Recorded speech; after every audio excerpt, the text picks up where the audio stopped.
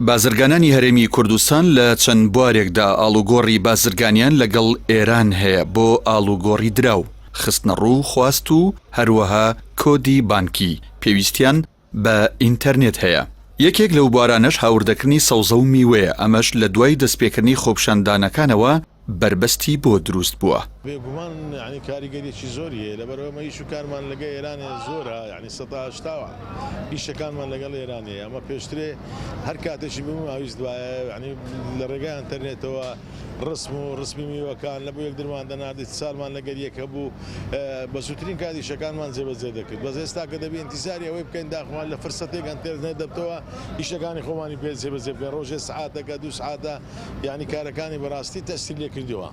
واللهی نەوەڵان نرخەکان نا بەس لە بۆ کەسابەتەکەی خۆمان قڕس بووە، یعنی ناتوانین وەکو پێویست وەکو جاران ئیشەکان لەگەڵا بکەین. ینی دەبینی ڕۆژە لەبەر خاتری ئینتەرنێتی بارمان پێبار نەکرا لێرکوانە احتیمالە نرخ بەرز بوو بێتەوە.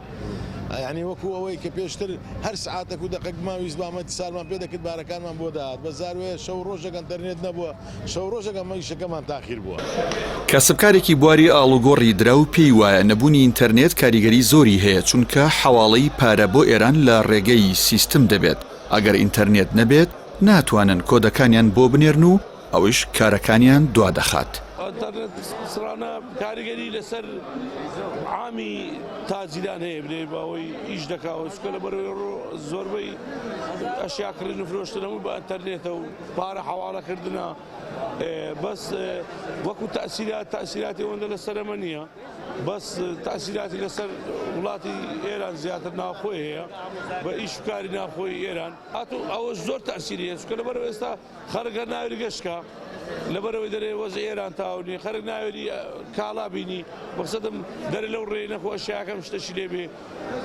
یعنی ئەو کارەکان ئەو خۆپشاندەرانە یعنی زۆرە لەسەر تەسیری هەیە لەسەر توجارەت، لەسەر گەشتکردن، لەسەر حەواڵەکردن تەسیراتی هەبووە.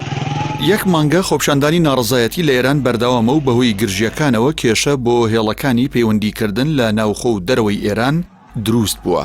ئەمەش کاریگەری لەسەر ئاڵوگۆڕی بازرگانی نێوان هەرێمی کوردستان و ئێران دروست کردووە.